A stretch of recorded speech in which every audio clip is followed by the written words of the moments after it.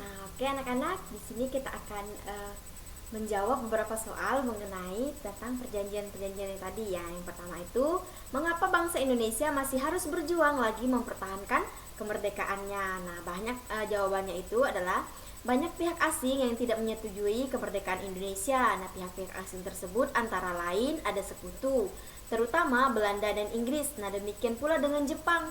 Banyak tentara Jepang yang masih tersisa di Indonesia belum mengetahui jika mereka telah kalah dan menyerah kepada sekutu. Nah, mereka juga belum tahu bahwa kita, bangsa Indonesia, telah merdeka ya. Jadi itu jawaban nomor 1. Kemudian nomor 2, apa yang dimaksud dengan perjuangan fisik dan diplomasi? Nah, perjuangan fisik dilakukan dengan kontak senjata, sedangkan diplomasi itu dilakukan di meja-meja perundingan ya. Nah, di sini perbedaannya itu kalau dia perlawanan fisik dia dilakukan dengan senjata. Kemudian kalau diplomasi dia hanya dilakukan di meja-meja bundar seperti berpendapat ya, seperti itu.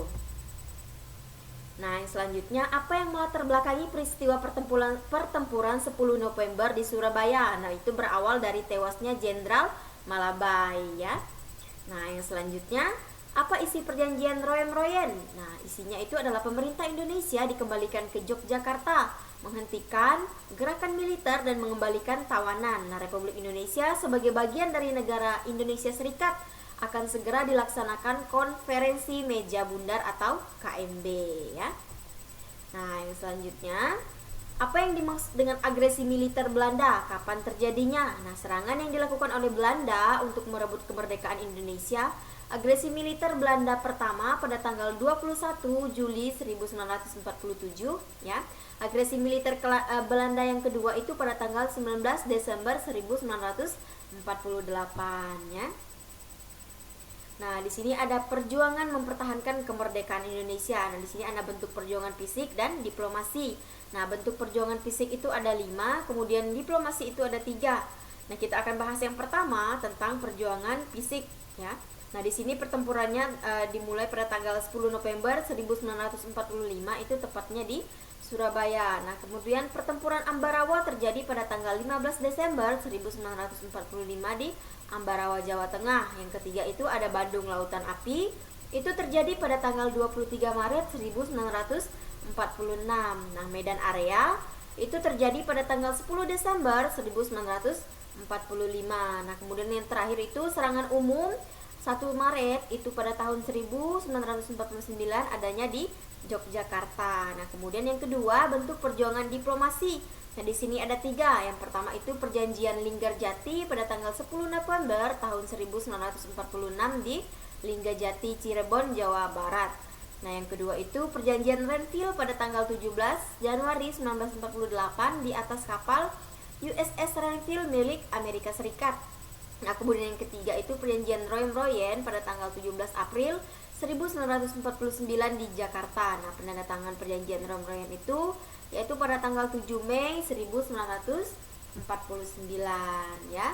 Nah, kemudian di sini perjuangan fisik dalam mempertahankan kemerdekaan Indonesia adalah bentuk perlawanan terhadap penjajah dengan kontak senjata. Nah, pada waktu itu senjata yang digunakan oleh pejuang-pejuang Indonesia masih sangat tradisional seperti bambu runcing, keris, dan tombak. Nah, jika memakai senapang api itu pun hanya hasil dari rampasan. Nah, sangat berbeda dengan senjata yang dimiliki oleh Inggris, Belanda, ataupun Jepang. Mereka sudah menggunakan senjata modern seperti meriam, pistol, bahkan bom. Nah, itu adalah perbedaan ya dari senjata yang dimiliki oleh bangsa Indonesia dengan senjata yang dimiliki oleh Inggris dan Belanda ataupun Jepang tadi.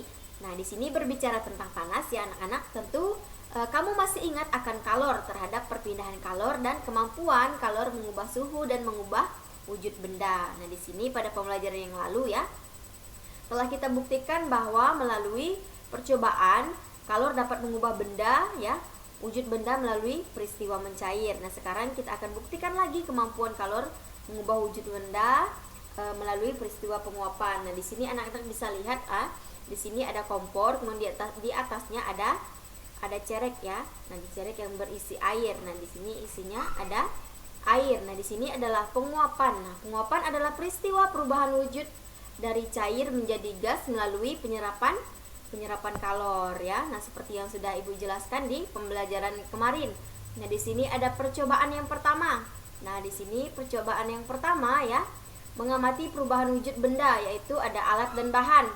Nah, di sini yang pertama ada alat dan bahannya. Nah, alat dan bahannya ada 4. Nah, di sini ada kompor spiritus, kemudian yang kedua pancinya tertutup, yang ketiga dudukan pembakar, yang keempat air secukupnya. Nah, di sini cara kerjanya ya. Tuangkan air ke dalam panci. Yang pertama, anak-anak bisa lakukan di rumah. Tuangkan air ke dalam panci. Kemudian yang kedua, anak-anak siapkan kompor spiritus dan dudukan. Nah, kemudian anak-anak nyalakan apinya.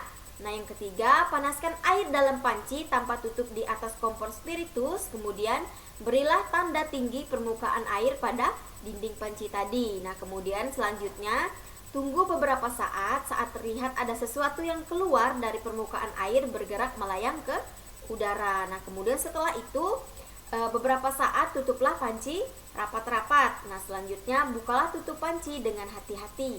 Lihat dan perhatikan sesuatu yang terdapat pada tutup panci. Nah, yang terakhir itu panaskan air dalam panci tanpa tutup lagi. Kemudian bandingkan jumlah air dalam panci dengan jumlah air pada waktu awal sebelum panci itu dipanaskan. Lihat dengan tanda tinggi permukaan yang ada pada dinding panci yang sudah kalian tandai tadi ya. Nah, ini adalah percobaan pertama ya. Nanti anak-anak bisa lakukan di rumah. Nah, contoh lain dari perubahan wujud benda karena penguapan itu ada 3 ya. Yang pertama itu bensin dibiarkan di tempat terbuka lama-lama akan habis juga. Nah, kemudian yang kedua ada minyak kayu putih jika dibiarkan di dalam botol yang terbuka dalam waktu lama akan berkurang isinya ya.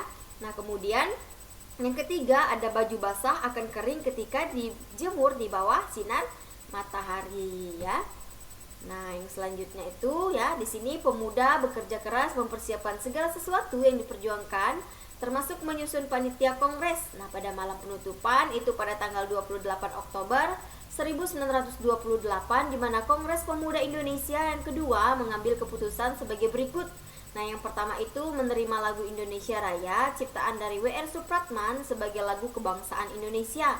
Kemudian yang kedua menerima Sang Merah Putih sebagai bendera Indonesia. Nah, yang ketiga semua organisasi pemuda dilebur menjadi satu dengan nama Indonesia Muda atau berwatak nasional dalam arti luas. Nah, kemudian yang selanjutnya diikrarkannya Sumpah Pemuda oleh semua wakil pemuda yang hadir tadi ya. Nah, di sini ada beberapa pertanyaan ya. Nah, di sini pertanyaan yang pertama tentang percobaan kita tadi. Nah, ketika kamu menuangkan air ke dalam panci, benda berwujud apakah air itu? Nah, air itu berwujud benda cair. Kemudian bagaimanakah suhu air sebelum dipanaskan dengan kompor spiritus? Nah, suhu air itu rendah atau dingin ya. Nah, selanjutnya apa yang sedang terjadi pada saat air dalam panci itu diletakkan di atas kompor spiritus? Nah, anak-anak, yang terjadi di sini maka suhu air yang dingin tadi dia akan naik, kemudian dia akan bertambah panas ya. Nah, setelah beberapa saat di atas kompor spiritus, apakah yang tampak keluar dari permukaan air di dalam panci tadi?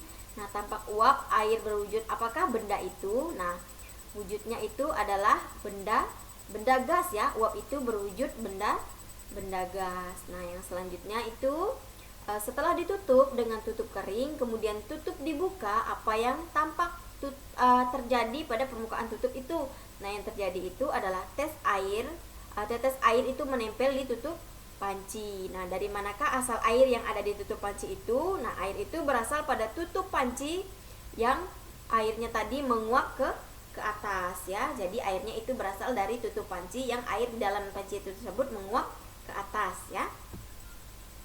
Nah, yang selanjutnya, nah, setelah air dipanaskan beberapa saat, bertambah atau berkurangkah air di dalam panci itu?